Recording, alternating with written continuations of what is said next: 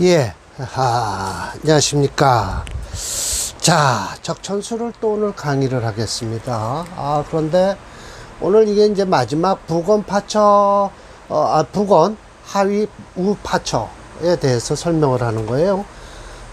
건실한 남편이 어째서 또, 철을 두려워하겠는가라는 거예요. 이게 이제 제다신약사주에 대해서 얘기하는 거예요. 근데 이 첫 번째 굴레 신생니는 최미다라고 하는 것은 임군이 뭐예요? 신하에 의지하는 것은 가장 미묘한 일이다라고 했는데 그 뜻이 뭐냐면 인성이 강해서 재성으로서 뭐예요? 사주를 살리는 거예요. 예, 그러니까 제극인해서 살리는 거고요. 아는구모는 설청기한다는 건 두 번째인데 이것은 식신 제사를 하는 거예요. 식신을 써서 아는구모죠. 자식이 엄마를 살리니까. 모자멸자는 이게 뭐냐면 인성이 강해서 재성으로서 뭐예요? 인성을 좀 눌러주려고 하는데 없어요. 또 있어도 뿌리가 없어요. 그런 땐 일주가 바로 용신이 된다라는 뭐죠? 뭐라고 그래요? 그 자평진전에서는 있을 수 없는 일이 여기서 벌어지는 거죠. 일주를 용신으로 하는 거니까요. 부건은 하위 우파처 튼튼한 남편인데 어떻게 해서 또 뭐예요? 부인을 두려워하겠는가라고 하는데 이건 잘못하면 제다신약으로 빠져나갈 수 있는데 제다신약으로 가기 전에 어떻게 되냐? 비겁이나 인성을 써서 살려내는 거예요. 살려내는 거예요. 그래서 네 번째로 곧바로 가는데 이게 원문이 잘못됐어요. 원문 설명이 아무리 해도 부건파처는 원문이 설명이 잘못돼서 제가 어제도 또 고민을 했어요. 다시 한번 제가 하는데 이 적천수 천미와 징의에서 틀린 부분을 이 징의에서 찾아냈습니다. 그래갖고 제가 색깔을 해서 완전하게 번역을 해놨으니까 여태까지 적천수 천미라고 번역해 놓은 사람들이 이것을 지적하지 못했다는 거예요. 부건파처에서 적천수 천미가 잘못됐다는 것을. 그러면 결국은 적천수 천미를 지은 임철조 선생이 별도로 있고 또 그렇지 않으면 이게 적천수 징의를 자기 자신이 설하고가 증주를 했다고 하는데 이게 지금 말이 되는 건지 참 이해가 안 돼요. 그런데 설하고가 한편으로는 여기 발제 뒤에서 얘기하기를 이렇게 얘기를 해요. 자기가 먼저 이 책을 내놓고 나중에 이 원수산이가 어느 인쇄소 무슨 인쇄소에서 적천수 천미를 발행했다는 소문을 듣고 이것을 구해 보니까 내가 쓴 책과 내용이 비슷하더라 그렇게 얘기를 해요. 그리고 여기에는 원문이 없어요. 여기는 원문이 있고요. 아니야. 증주가 있어요. 그러니까 원주가 있어요. 여기는 여기는 원주가 없어요. 네, 그런데도 또 천미에서 좀 의심스러운 거를 징의에서 찾아보면 징의에서 맞는 소리가 나온다는 거죠. 참 희한해요. 그래서 이건 부건파처 부건 하위우 파처에서는 이 임철조 선생이 잘못 얘기를 해요. 잘못 얘기를 했는지 그렇지 않으면 옮겨져는 원수산 씨가 잘못 옮겼는지는 모르지만 그렇게 많이 틀릴 수가 없는데 많이 틀렸어요.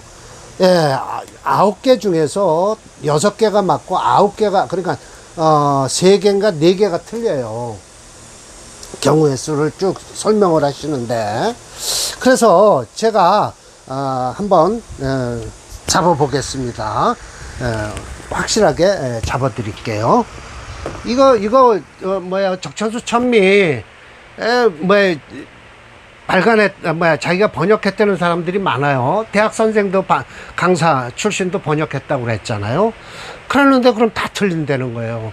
저는 번역을 해보면서 이상하게 뜻이 안 맞길래 찾아봤더니 이 징의가 맞다라는 거죠. 징의가 두 권 다 놓고 했더니 그리고 징의에는 천매 없는 징이가 하나 더 있어요. 사례명조가. 그래서 512개가 아니라 513개가 맞아요. 또 징이에서는.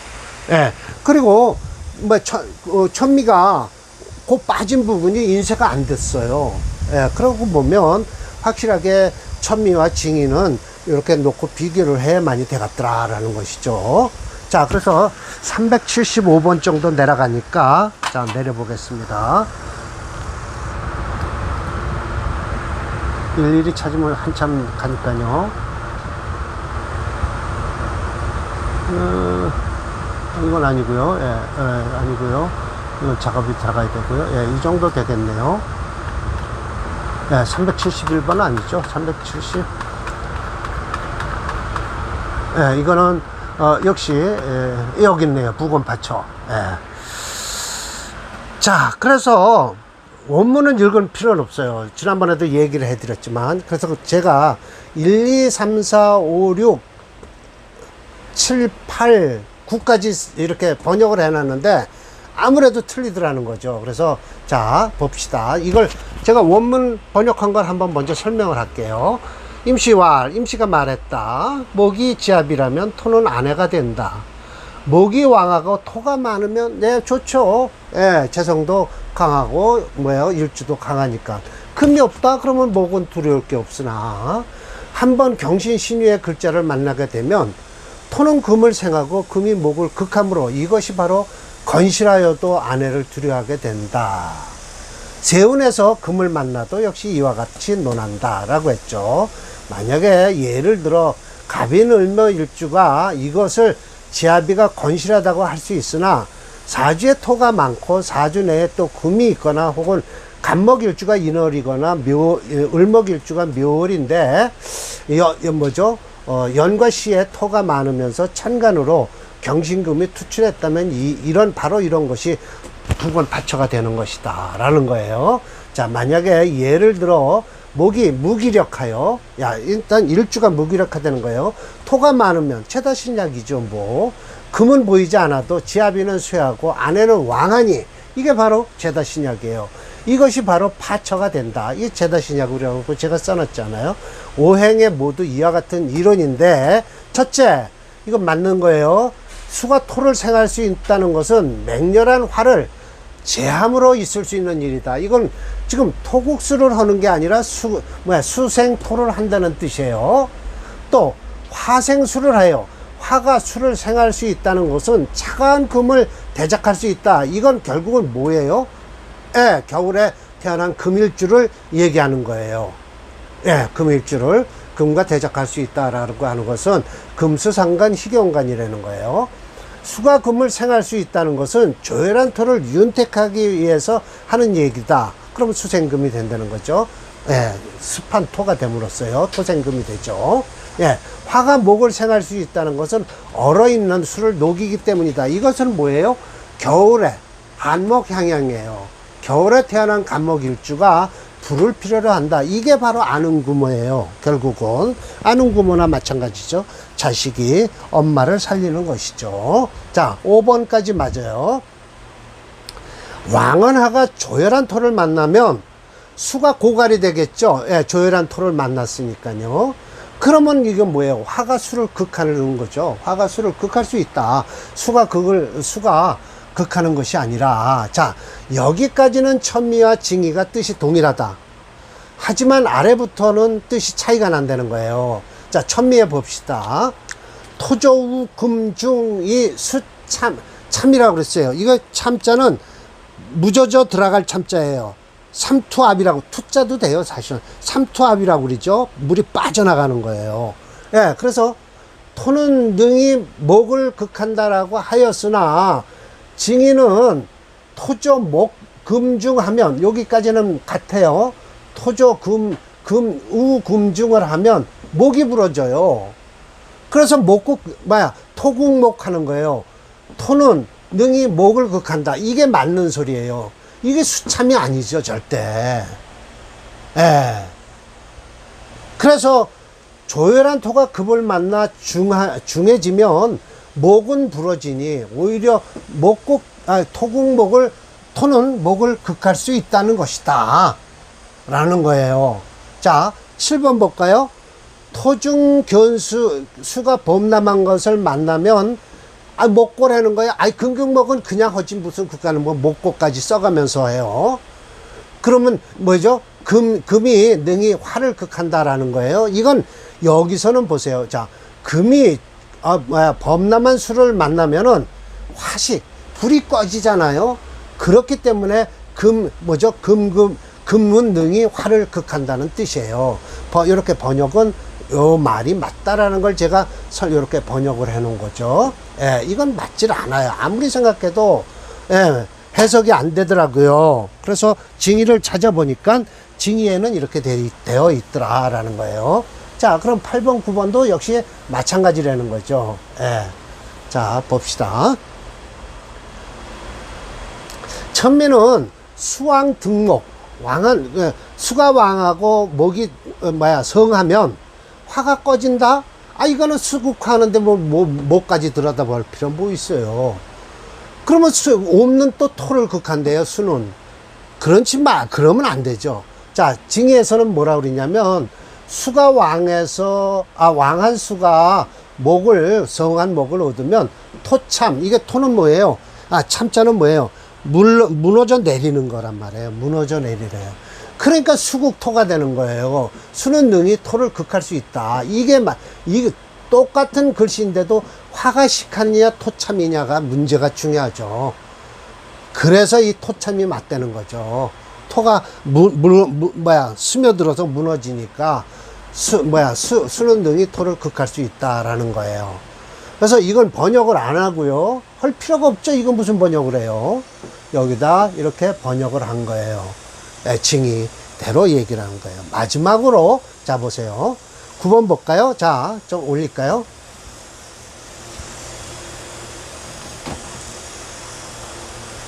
이거 찾느라고 아주 번역을 아무리 해도 안 되고 해서 도대체 왜 번역이 안 될까라고 해서 징의를 보니까 이렇게 나오더라는 거예요, 징의는. 자, 목이 중한데 치열한 불을 만나면 토가 메마른다? 목국토 하는 건 기본이죠, 근데 목이 능히 금한데, 여기 지금 아무 뜻도 없이 왜 금을 여기다 갖다 넣어놓냐고요. 그러면 안 되죠.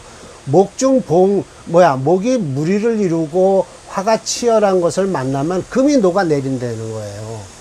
그러니까 목은 능히 금을 극하더라. 그래서 이렇게 제가 해석을 요 따위로 해 놓은 거죠. 이렇게 6에서부터 9번이면 결국은 4개예요. 예, 5개는 맞지만 4개가 틀려요. 6번까지 천미와 징의에서는 파란색으로 된 거예요. 이 토초나 금명인데 이 금명이 맞더라. 토초는 아니더라. 파란색으로 표시된 글자가 차이가 나는데 옳은 뜻을 가진 것은 징의의 파란색 글자가 옳다 라는 거예요. 아시겠죠?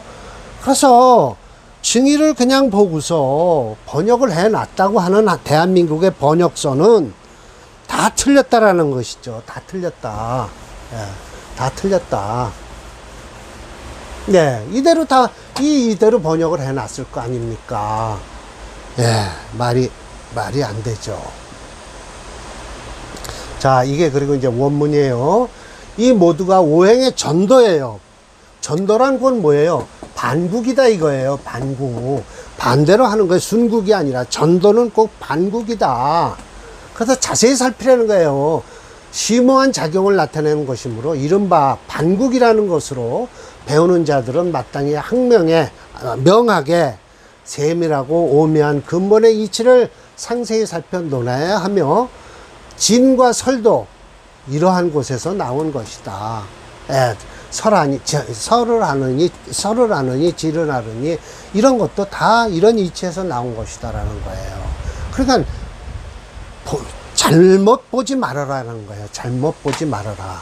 예, 그래서 오늘은 사례명조가 2개니까 2개만 하고 끝내겠습니다. 제가 이렇게 떠든 것이 아주 이거 번역하느라고요 무척 힘들었습니다. 제가 도저히 이게 말이 안 되는 소리를 갖다가 번역을 하려니까 천미에서 한참 혼이 났어요. 그래서 안 돼서 또 하고 또 해서 증의를 한번 찾아보자 하고 해서 이 적천수 증의를 찾아보니까 제대로 돼 있더라는 거예요. 그래서 오늘 제가 하나 큼지막한 대어를 하나 낚았습니다. 대어를 하나 낚았어요. 76번서부터 하면 될 거예요. 76, 77 그럴걸요? 여기에 있겠군요. 이런 제기라. 76번 여기네요. 지난번 요거 아마 이거 제가 말씀드렸죠. 이건 이 명조는 도저히 금이 채가 될 수가 없다. 이건 지금 제가 만들어 놓고도 대상서조인데 이걸 만들어 놓고도 이런 거 하나도 안 써놨네요. 왜 그랬을까요? 제가 영 불만이 많았네요. 이 사주는 정사이론의 생업맹화에서 금이채 아닙니다. 이거 화가채예요. 사수를 이렇게 하고요. 375번 볼까요?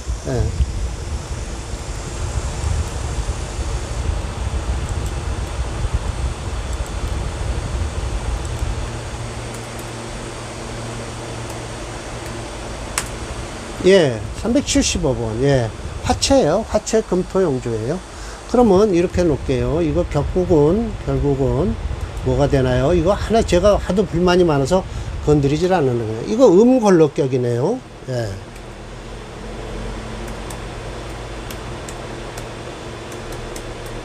음걸럭격에 화채 수금용조예요.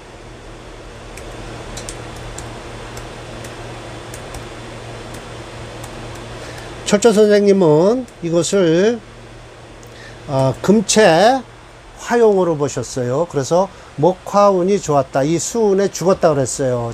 자운에 돌아갔다라고 하는데 아무리 봐도 이 사화가 원령을 갖고 태어났고 연지의 해수가 그걸 한다 하지만 그렇게 될 수가 없습니다. 그래서 이 철저 선생은 일교 자운에 양사가 제압을 당해서 불로 죽었다라고 하지만 저는 그렇게 볼 수가 없다라고 해서 제가 이렇게 장문에 반대의 글을 썼죠. 그게 지난번 마지막 강의였을 겁니다.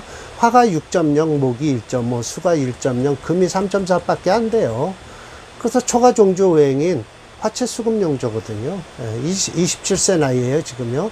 지난번 강의 들으셨으면, 제가 드린 말씀을 이해하실 거예요. 자, 오늘 사례명조 2개를 하겠습니다. 자, 밑에다 써야 될 것 같네요. 일단, 이 사주가, 무슨 격일까요? 청재격이에요. 이렇게 나와야 되는 거예요. 저 앞사주는, 정화일주가 금이 강하다고 말씀을 하시는데 그래 제격이 되거든요. 여기서 전부 제격을 설명하는 거니까요.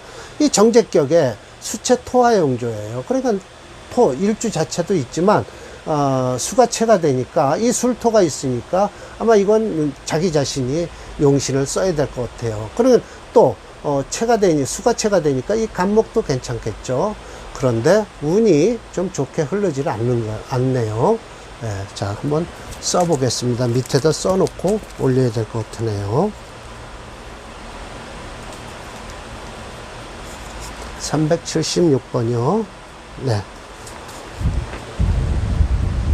이렇게 써야 될 것 같아요.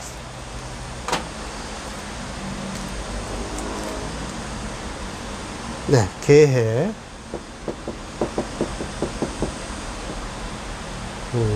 개해, 아니죠. 갑자, 무술, 수채예요. 개축. 수채가 되죠. 자월에 태어났으니까요. 자, 무술 이론이 생호 자월, 해년이다. 월투 간목 봉생하니 수생목하고 목국토해서 부건파처다. 이건 제다신약이에요. 그래서 가장 반기는 것은 자화의 술도 조토다. 그러면 가운데에 정화가 인수가 있어서 비록 재성은 왕하지만 불능파인 인성을 깨지를 못했다. 소위 이거 지난번에 강의한 것 같은데요. 안 했네요. 기묘한, 아주, 오묘한 기능이 암암리에 존재한다. 그러나, 이거 차례제자가 아니라 앞에 있으면, 그러나라고 해야 돼요. 끓이는 것은 주류 북방이에요. 예, 대운이, 이거 북방의 또 대운도 역시 마찬가지예요. 그래서, 제 세력이 태왕하다. 물이 지극하면 반드시 반대로 흐르게 돼 있다. 예, 극하면 반드시 필반한다는 뜻이죠. 그래서 비록 자리가 방백에 이르렀지만 벼슬길은 풍부하지 않았다. 제가 지난번 강의를 했나 안 했나 모르겠네요. 제가 써놓기만 했네요. 예, 맞습니다. 그럼 오늘 방백에 이르렀다라는 것이죠. 예, 한번 봅시다. 제가 뭐라고 했겠죠? 예. 이 명절은 대운이 불미한 사주다. 음년생, 건명사주로 역대운을 맞이한 관계로 비록 방백에 이르러서 벼슬에 돈이 풍부하지 못했다는 거죠. 방백이라는 것을 한번 보면 관가 출신이 아니면 꿈도 꿀 수 없는 사주다. 대운이 그렇고요. 강황한 재성이 유일하게 월간에 투출한 관성을 도와 수생목, 일주를 위협하고 있다. 더하여 태어난 시간이 개축시라 축토 역시 토성을 잃고 수화하였다. 일주는 오직 일지의 술토만 믿어서 가장 좌하 술토의 조토를 믿고 반긴다. 가운데 지장간에 정화가 인수라 있지만 재앙이 비록 왕하지만 불능파인 인성은 깨뜨릴 수가 없죠. 예, 그래서 소위 현기 암리전이다. 암암리에 존재하고 있다. 철조님은 술토를 칭찬하고 있다. 무게중심 이론인 오행체형론으로도 수세가 강하다는 것을 알 수 있다. 그러므로 이를 극제하는 토화용조를 찾으니 수체 토화용조의 토화용신이다. 김이 무대운이나 되어야 풀릴 사주다라고 해서 후반분화대에 풀리는 사주예요. 예, 한번 봅시다.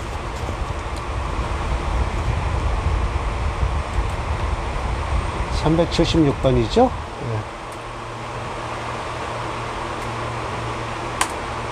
예. 이때나 돼야 돼요. 이렇게 해서. 지금 이 신대운에 들어와 있으니까 지금, 좋지 않죠. 왕한 수를 돕고 있는 거예요. 관가 출신이에요. 올해 39으로서. 이 후반부는 좋죠. 이 진대운까지는 아주 좋게 흐를 겁니다. 지금은 고생하고 있어요. 옛날에 지금은 4개밖에 없었으니까요. 산홍, 공상. 그래서 양반 집안 자제는 양반으로 살아올 수 있었어요. 아버지가 역모만 안 꾸미면 계속 되는 거예요.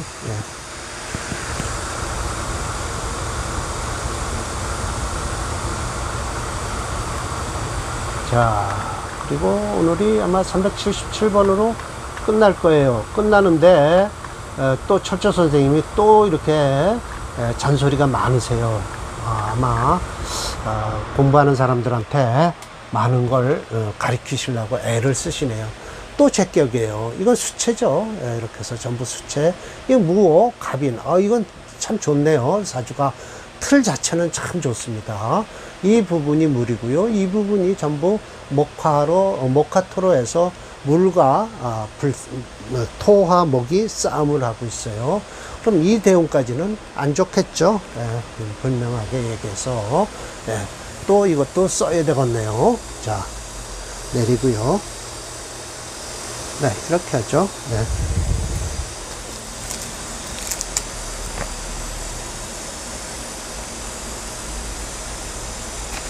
377번이네요. 개해.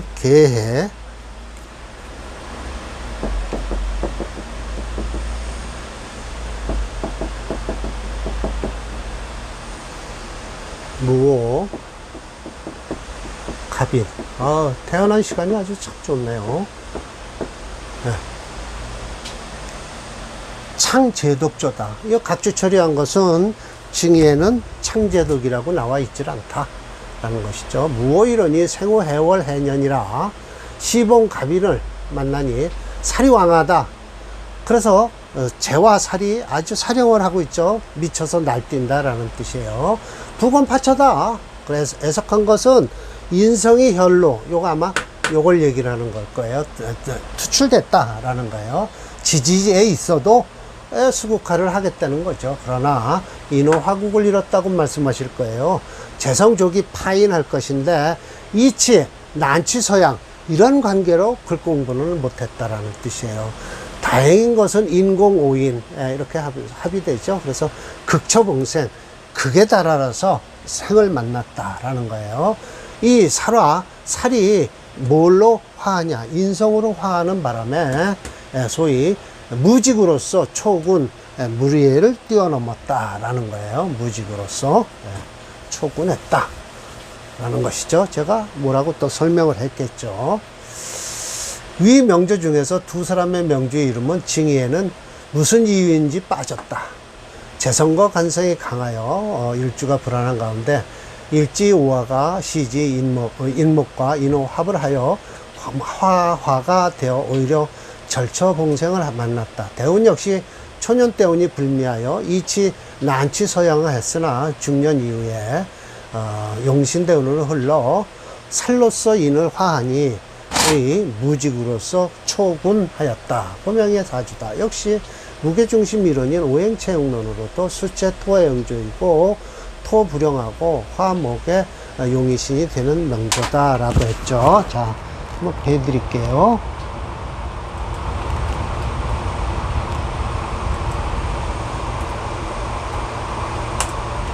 네, 맞습니다. 이 운은 여기까지 안 좋아요. 지금도 안 좋겠네요. 올해 39. 그러나 양관집 집안이 자제니까 계속 고생을 하더라도 밑에서 발발되고 있겠죠. 그러나 이때서부터는 제독 소리가 나올만 하죠. 네. 진대운까지요. 그러나 이 사주는 지금 만약 현대 명략적으로 보면 을묘대운이 있기 때문에 진대운도 넘어갈 수 있을 것이다 라는 거죠. 네. 그래서 사주 참 좋은 사주입니다. 네. 이 정도 사주면 참 좋은 사주죠. 자, 철조 선생님께서 분명히 말씀을 하세요. 임시와라서 내가 딱 부건파처의 명을 봤다. 네, 보니 잠옷 많다. 귀함이 드러나는 자가 많았는데 조금만 연구해도 그 이치를 조금만 연구해도 거듭해서 있을 수 있다. 건자 하나가 묘하다라는 거예요. 일단 건자가 하나 있으면 뭐예요? 네, 일단 인성 아니면 인성보다도 비겁이나 뿌리가 있는 게 좋다라는 거예요. 만약 일주가 불건하다, 튼튼하지 못하다라면 이건 제다신약으로 빠질 것이다. 정신토록 곤고하고 부건파처를 이룰 것이니 두렵거나 두렵지 않는 것은 창수 이렇게 불러서 따르는 것은 자연한 이치지 않느냐 이거예요. 그러니까 이게 두려우나 두렵지 않냐라는 것은 이 불파가 중요하다는 거예요. 두려움은 큰일이에요. 이 제다신약이 되면서 운에서 만나야 된다. 생왕, 왕한 것을 만나야 되고 일지를 도와주는 것.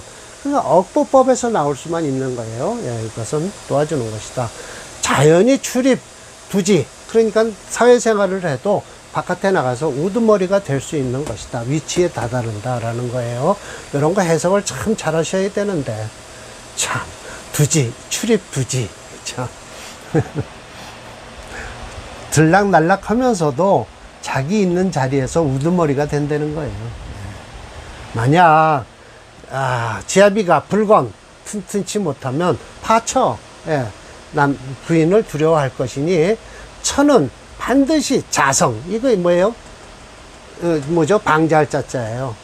자성이고 원리, 이치를 넘었을 것이다. 나쁜 짓을 한다는 거죠. 남을 잡아당겨서, 욕심껏 잡아당겨서 그 강개함을 잃게 한다는 거예요. 예, 아주 나쁜 여자죠. 예, 그래서 부인이, 요건 여자 임자예요. 즐기고, 계집으로서 즐기고, 만기순, 그 순함을 잊어버리는 것. 약간 제다신약이면 이렇다는 거예요. 어찌 능히 부기가 될 수 있는 거라는 것이죠. 참 철조 선생님께서는 여자분들한테 아주 냉정하게 유학자로서 유학을 하셨는지는 모르지만 냉정하게 아주 부인을 꾸짖고 계세요. 자, 그런데 여기서 지금 하나 제가 더 붙였죠. 자, 역평. 천미에서는 위와 같이 설명하고 있지만 징에서는 다음과 같이 설명한다. 부건 받쳐지리는 어디에 있느냐? 이 건자에 중요함이 있다. 만약 일주가 튼튼하지 않으면 죄다 신약이 된다. 끝내 이 종신토로 곤고할 것인데, 튼튼하면, 받쳐가 되면 두려워하거나 두렵지 않거나 운에서 생황, 금세 좀 뭔가 빠졌죠. 생황하고 부신지하면 자연히 출입이 두지라 라고 해서 밑에가 빠지고 위에가 빠지고 밑에가 빠졌죠. 예, 그래서 자, 요 관부 지명, 요 관, 부건, 받쳐지명이라고 글자만 생략한 것이 아니라 중간중간 글자가 빠져 있다라는 거예요. 예, 그 이유는 여튼 내가 라는 소리가 나오면 다 빠지는 거예요. 왜? 천미는 내가 소리라면 임철조 선생이 되거든요. 그러니까 이런 소리라면, 내가 소리라면 누가 되죠? 저 징의에서는? 예, 설하고가 되는 거예요. 그러니까 이런 걸 다 빼뜨려 버린 거죠. 아, 그래서 저는 이 설하고를 아주 싫어하면서도, 자평진전을 평주를 한 걸 읽어보거나, 징의를 보거나 하면 아주 분통이 터질 때가 많은데, 이번 같은 경우는 그래도, 반국장에서, 부건파처장에서 아주 해석이 어려운 거, 안 되더라고요. 도저히 안 돼서, 에이, 이거 징의를 찾아봐야 겠다 했더니, 징의에 아주 똑바른 소리가 나와 있어요. 그래서 참, 제가, 징의의 덕을 본 것은 가끔은 봐요, 사실은. 글자, 한 글자, 두 글자에서, 착오가 나서 써서, 아, 이건 아닌데, 라고 해서 징의를 찾아보면, 아, 징의에 확실하게 글자가 들어있더라고요. 예, 그래서 참 도움은 받고 있습니다. 그러나 이렇게 전반적으로 확 차이가 나는 건, 아, 참 저도 좀 화가 나죠. 아, 사람이 지나치게 각색을 하는구나라고 생각이 들어요. 자, 그러든 저러든 뭐 내일은 자평진전을 할 것이고요. 이건 모레 전국을 할 거예요. 이거는 전국이란 뭐예요? 사주가 싸움이 일어나는 거예요. 싸움이 일어날 때는 어떻게 해라 라고 말씀을 하시겠죠. 자, 오늘도 시간이 꽤 흐른 것 같습니다. 자, 오늘 강의 좀 제가 좀 힘들게 했는데 다시 한번 감사의 말씀을 드리겠습니다.